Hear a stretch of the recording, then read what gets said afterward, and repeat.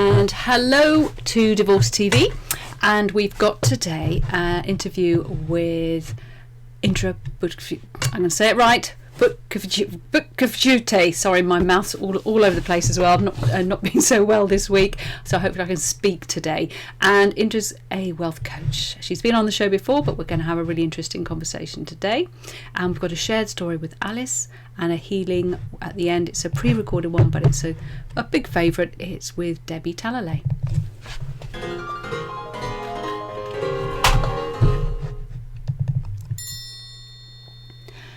And we now have our news.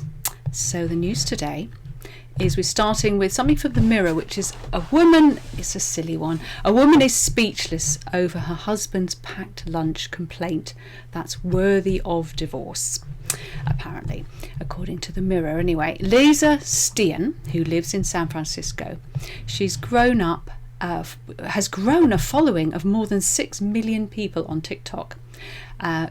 She's at Lisa Stian, in case you want to follow her, sharing the impressive lunches she makes for her husband. The 23-year-old has previously revealed that she can spend anywhere between 20 minutes to an hour packing one lunch, depending on the complexity. So, when her husband told her that her standards had dropped, she was devastated. "My husband told me my lunches aren't as creative as they used to be," she says in a recent video of her making him a Disney-themed lunch. It consisted of rice in the shape of Mickey Mouse, glazed sesame chicken, salad and Mickey nuggets. And in the smaller compartments, Lisa added a cucumber, ham and cream cheese sandwich and 3 mini Kit Kats. "I no longer know what I can do to surprise him. Any ideas?" she asked. Since posting the video online, it has racked up almost 2 million likes and 50,000 comments from viewers keen to share their suggestions on how to respond to his lack of gratitude. I wonder if she gets so many people sharing advice if she was asking her how to spice up their marriage overall. One person said, "A divorce will definitely surprise him." Another commented, "Pack him an empty lunchbox. So creative, it's invisible." "Is he 5? asked a third. The only reason I show this because this is ties in with Kiss FM, who said that certain wedding meals correlate with higher divorce rates. The survey conducted by Divorce Answers surveyed 1,000 divorcees to find out their wedding meal of choice. From this, they concluded the wedding meal that is most likely to end in divorce and which is best for a long and happy marriage. It's important to keep in mind that correlation, says the article, does not equal causation, and there are certain meals that are going to be more commonly served, therefore more commonly associated with divorce. Still, it's interesting to take a look, so please don't take any notice of this. Highest divorce rate was for those who served chicken at their wedding dinner. The lowest was for those who served a veggie risotto. And something equally bizarre and very sad is The Sun. "I want to divorce my wife because I don't find her attractive when she doesn't wear makeup." This is quite incredible. A husband has explained to a court that he seeks to get a divorce from his new wife because he doesn't find her attractive without makeup. The bizarre incident happened in Egypt, where a man reportedly filed for divorce from his wife of 1 month, saying he was deceived about the woman's appearance. The husband told family court in Heliopolis that he couldn't get used to his wife's natural look. He told the court, "I was shocked as she looks nothing like the person I met several times before marriage." He then explained that the pair met on Facebook, where the woman always posted attractive photos of herself. Even after meeting her a number of times, he still thought she was attractive and decided to marry her. But the problem started the morning after the wedding night, when he saw his wife without any makeup for the first time. He added, "I saw her pictures on Facebook. She looks totally different when she does not wear makeup. I was deceived and want to divorce her." According to Egyptian media, the man told the court he tried to get used to his wife's looks, but after a month of marriage, he decided to file for divorce. "I see her when she wakes up. Her hair is messy and her appearance is completely different from the one I knew when I married her," he said. I think he's going to really struggle to find a wife who looks great when she's at separate bedrooms is clearly the answer to that one. Lexology talking about no-fault divorce may become an option in Singapore. So something a little bit more intelligent now. It is positive to see, says the article, this development for couples divorcing in Singapore. In England, no-fault divorce will hopefully be available to couples from 6th of April 2022, subject to court IT systems, rules and forms being ready. From that date, a divorce can be sought without apportioning blame, or indeed a couple can mutually apply for a divorce if they wish. In Singapore, a slightly different approach is being taken, with couples being able to accept joint responsibility for the irretrievable breakdown of their marriage. That option is being added to the other grounds, which will remain available as alternatives. So they're just adding it on, which probably is the quickest way to do it, and then hopefully they can phase the other bits out. Those choices include adultery, unreasonable behaviour, desertion or a period of separation, broadly equivalent to the English fault-based grounds that couples have here must use for the time being. However, in England those alternatives will be removed entirely from April next year. Hopefully. Although it is a subtly different approach to our own, it's great to see, says the article, the direction of travel towards lower conflict options in Singapore. That's great. So now we're going to have our interview. We'll be talking to Indre, who is a wealth coach, and she's somebody really you should be speaking to very early on in the divorce process.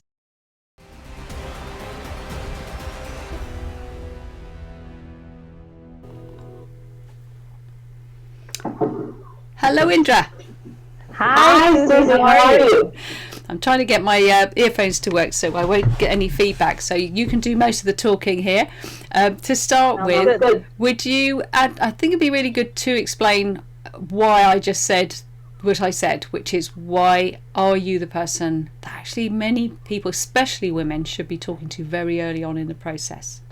Because of how hard emotionally divorce can get, quite often we leave the finance to the last to deal with. We take care of everything else, that comes with it. And by the time we come to the finance question, we can be so tired and so exhausted. And I've seen many women just brushing it aside and saying, you know what, it doesn't matter. I don't care anymore. Even if I don't get anything, even if I walk away with nothing, I just want to end it. But that can actually be very detrimental to your future and your ability to build, a future after divorce and to continue your lifestyle. So it's really important to work on your mindset and work on your beliefs and have that solid foundation throughout all the other elements, because that will help you to stay strong effectively and not give up. And in tandem, it's really, really important to also think about, what is on the other side? What life would I like to have? What life do I imagine to have? And I had a conversation about this with a lady recently who was just about to actually start the proceedings, and she's been talking to her partner for a while about separation and divorce.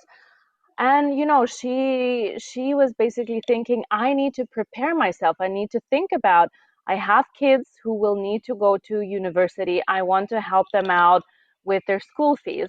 I also would like, to have holidays every year. I would like to buy a holiday home. Now, where does that leave me? What does that actually mean financially? How much do I really need after the divorce to be able to fulfill these needs and these goals that I have? And is it feasible?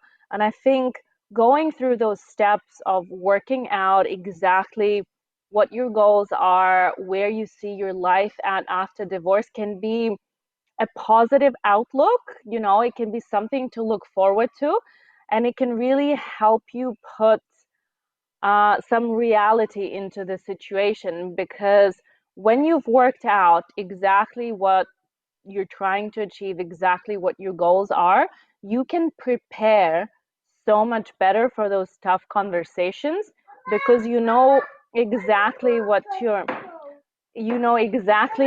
asking for, and you know exactly how much you need. So when you go into those meetings, when you go into those negotiations, you feel confident that you're not just asking for something out of thin air, but you have facts to back it up.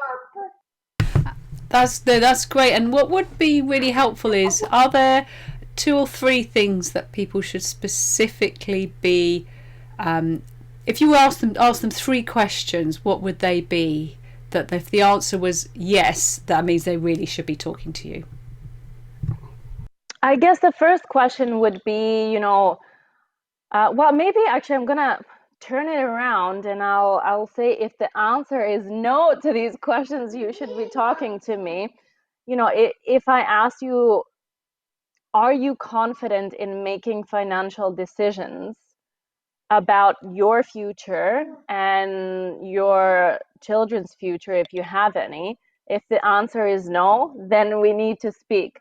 Also, if I asked you a question, do you know exactly where you're going, and do you know what your life looks like 12 months in advance, 12 months ahead, 3 years ahead, and 5 years ahead? And if your answer is no, not really, then you should definitely be speaking to me. And I think the third question is, this is for everyone, not just those who are going through the divorce, but especially then is important. Is your savings, money, wealth that you have accumulated working for you and generating something already for you? And if the answer is no, then you should definitely be speaking to me. That's so true. And it's, as you say, it's not just people who go through divorce, but when you're going through that kind of massive change, it is really, really important to just get all the facts and get all the information. But a lot of it is the confidence side. Can you say a little bit more about the work you do on mindset? I think that's really key. It's not just the sort of left brain planning things, understanding, knowing what the future could bring, and so you can ask for, you're not going to ask for too little because you've worked out what you actually need. What is the sort of mindset blocks that you come up against? All of us have some sort of beliefs and some, mindset issues, if you can call them, that can prevent us from feeling confident, that can maybe prevent us from achieving what we want financially, prevent us from, getting to a place that we want to get to. And quite often what I notice, especially with women that are going through a difficult time as a divorce, and everyone in general, but women more so, is if they've never really dealt with the financial side of things, and if that was always left for the other half or the other partner to deal with, they come out on the other end feeling a little bit helpless, and feeling like their knowledge is not there, feeling, the one sentence that I hear quite often is, oh, I'm just not good with money. I'm just not good at making decisions around money. I tend to just spend money. I don't know how to save money.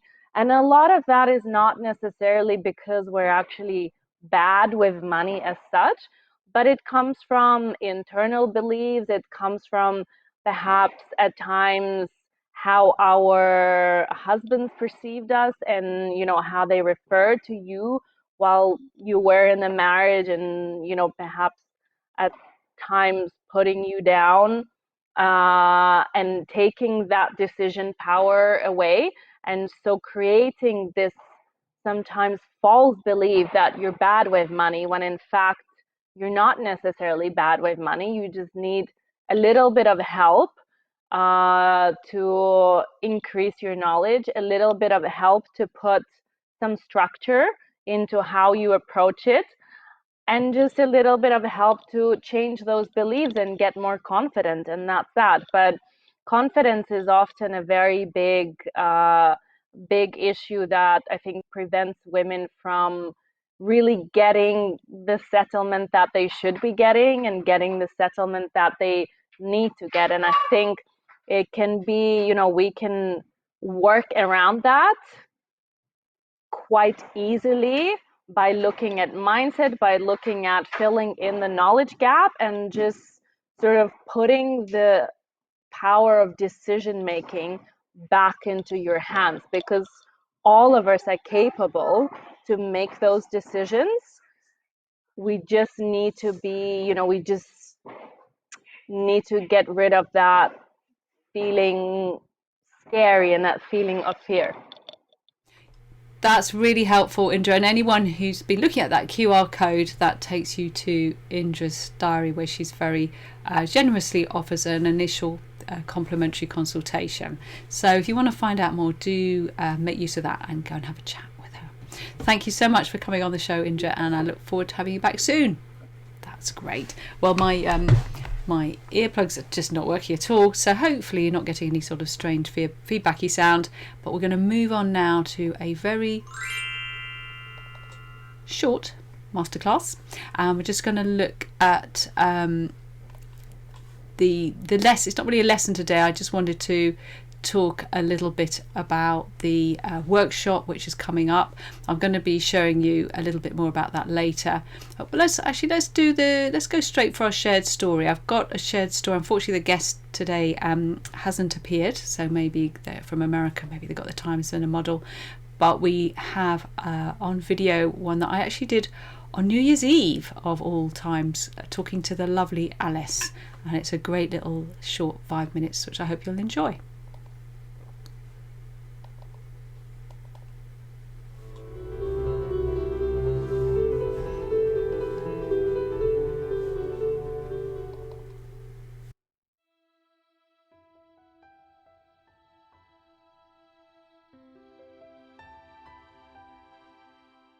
My husband went into the guest bedroom on the 1st of October 2017. Wow. Saying, I don't want to be married to you. And then just leaving you to deal with it all. Which often happens. He lost his job within 2 weeks of that. He lost his very well paid job and got paid a huge settlement, but again, just stayed in the guest bedroom. And then I was working at a local prep school, offsetting school fees. So I continued doing that, but no money was coming into the house at all. Yeah. And we both lived together, separated for 9 months till he got a job the following May. And then he still stayed until the August, because I think he was just like in a sort of no man's land, after 9 months of just existing together. I think he said something like, I could carry on doing this forever. What's the big deal? I think meeting you was very informing, because it's almost like your story was worse than mine. Yes. So that cheered me up. It's a bit like a car crash. I've got various analogies that will help people in the first stage understand the chaos. So number one is, I heard someone on your site talking about this car crash, and all of the glass comes in, and in a movie it goes woo, woo, woo. So there's that, and it lasts for months. All of the glass comes in, and you just sit there in a broken car wreck because no one else is going to do anything, in shock. So, there's the car crash analogy. There's the sort of falling, like Alice in Wonderland, down into a tunnel. And I just kept feeling like I was falling, but there was nothing to catch me. And that went on for probably a year. There was no bottom to this falling. The analogy for the guilt was the rubble. I used to look around all these lumps and bumps of things I could probably make something out of as a fixer, as most women are. But the rubble that was left, that was my choice. What am I going to do with these little bits and pieces? I live on an estate here, and all the houses were finished in 1915. And all of the front boundary fences have these black sort of volcanic rocks and bits of broken brick. And obviously it's from the war, and bits and pieces people just made do, and it's kind of like that. You sort of think, well, that's a nice little remnant, I'll keep that, and there's a nice bit of rubble if I put with that, and that fits together, and that's the beginning of the rebuilding. I don't know when that starts happening. It might not be for months if you're being kind to yourself, but you begin to see the rubble and think, there's a bit of promise in this rubble. I wear my wedding ring and people say, oh, so you're not really over him. And I said to my big sister, who's very wise, I said, what do I do about like the jewelry he gave me and the nice things? She said, Alice, there's no rule book. And I was like, yeah. I mean, I wear this ring because I love it, because I made a bunch of promises that I kept. me, that represents a happiness in my life and a great moment in my life and a commitment that it's all quite happy, that ring. Yeah. Why does it have to go in a box just because my husband lives down the road and has bought a 3-bed flat? Those are the things that you can take your time about, whether it's the bed or the rug or a wedding ring. You choose. You're left with so much stuff you can't change. Yeah. That, there are times where I couldn't wear this wedding ring because it's too painful. But equally, now I've framed it how I perceive that, and people find it unusual. But then that's the beauty of it, is you can be unusual. I found a lot of people telling me, oh, well, he was never really around, so that was, preparation for where you are now. You're the sort of person who'll just get on with it. You're the sort of person that always comes out right side up. I found all that deeply annoying in my grief and in my journey. And I refused to believe it because I was still in the wallowing pit of grief and shock and anger. And still now people tell me how I'm supposed to be about things. But you're right. I think, as much as I hate to say it, one of my very good best friends said, Alice, when this divorce eventually happens, you'll be financially better off, emotionally better off, and therefore physically better off, because you're carrying this stress that's got to go somewhere. You're going to be better off in every way. Well, if I could have punched her clean out right there in the bar, I would have done. Because she's happily married, what would she know? Yeah. But actually, in this very long journey, and if you're patient enough, and if I don't come across as cheesy, yes, there's a whole new person that cracks out of that egg at some point, hopefully, for a lot of people. But I also think you have to live with some brokenness, some scars, some baggage, whatever, like I am a better off person, and I now stand my own ground, know my own mind, as if I didn't before, but even more so, because it's tested me in every single way and made me the strong, proud, capable woman that I am now. It is a sense of achievement at the end, and no one knows when the end is. It takes forever, but eventually it is the end. I love Alice. She's such a survivor, and she's gone on to do great things since then. And anyone who wants to share their experience, it's really valuable to share these things. So you can do it just audibly. If you don't want to be envisioned, that's fine. But just get in touch with me if you'd like to do that. Very briefly, the Divorce Online, bestwaytodivorce.online will take you through to the app. It's a free app, and the focus once again is divorce workshops. And there you'll see the tickets for the upcoming November divorce financial workshop. Get rid of those divorce financial fears. Indre, who we saw earlier, will be part of that, along with a bunch of other great experts, and all the experts are very generously offering a complimentary session, 1-to-1, with them at either before or after the workshop. You don't have to wait to the workshop as part of your £40 ticket. Unfortunately, only for UK, anyone in the UK can access it, but if you're in Scotland or the US or other countries, it's still useful things in it, but I'd rather be giving you specific, because the legal side's different, I'd rather do specific events for you, which I am plotting.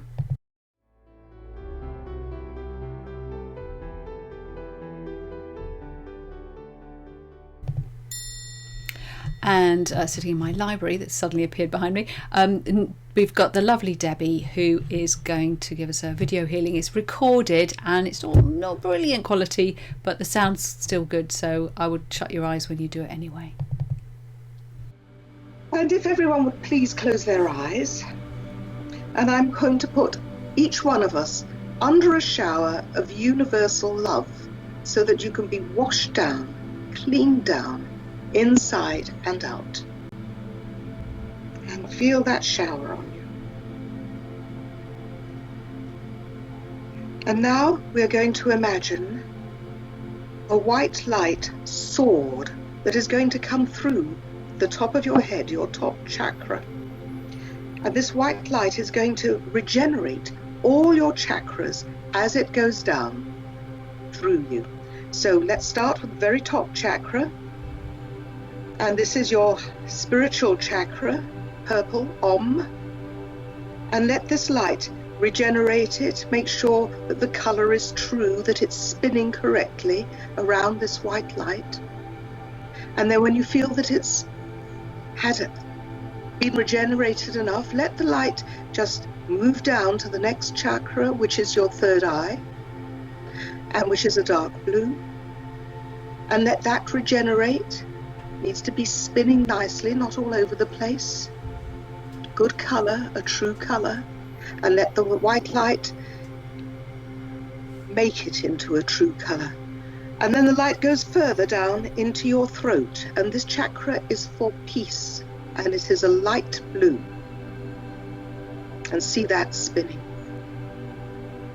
And feel the peace that it generates. Going further down, the light is going to enter your heart, and this chakra is green.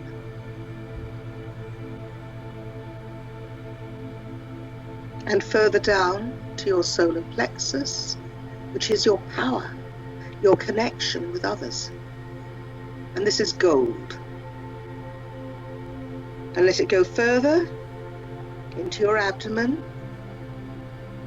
And the next chakra is orange, and that is for relationships. Let it spin. And now further down to your base chakra, which is red. And make sure that red is a nice true red. No dingy spots, no dark places in it. And see that it spins correctly. And now the light is going to go through you and out and start pooling around your feet. And it's going to become a large puddle. And as it comes through you even more, it's going to develop into a lake. And even more, it's going to go as far as the eye can see. And whatever is in that pathway is going to be converted to the light. So all the dark little bits and pieces can be converted to the light. And now we're going to take our bazookas out, our mental bazookas out, and aim them at the dark cloud hovering above your head. And see that black cloud shatter and splinter and leave you. And what is there in its stead? And we'll take the bazooka again and aim it at the black cloud behind the small of your back and see that evaporate.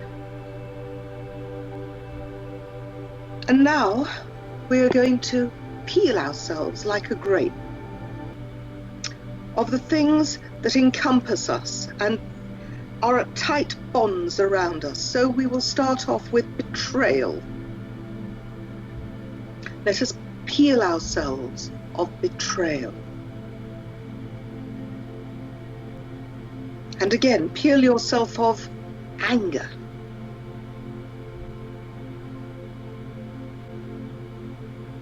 And peel yourself of despair. And how about fear? Fear of the future. Fear what's going to happen now. And how about hatred? Peel yourself off.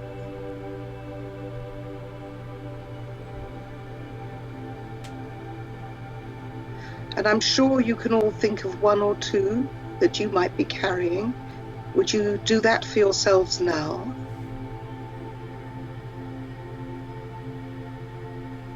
Okay. Right, we are now going to reconnect ourselves with the Creator. So taking the energy from your heart up through the top of your head and send it out to the Creator.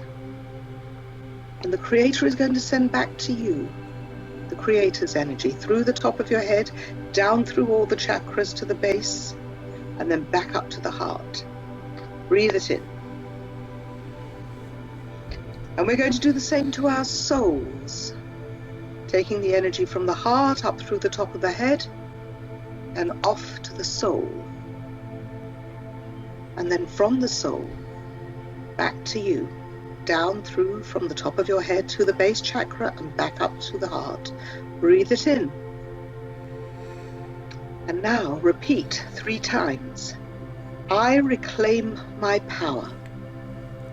I reclaim my power. I reclaim my power. And we're going to put as the last thing the shamanic circles of protections around us. So 7 circles. 1, 2, 3, 4, 5, 6, 7. Breathe them all in, and when you're ready, open your eyes. Thank you. Thanks very much, Debbie. I hope you're feeling calmer as we go forward with the week and the weekend. And as we all know, on the battlefield of family separation, in the war of divorce, always, always make peace your weapon of choice.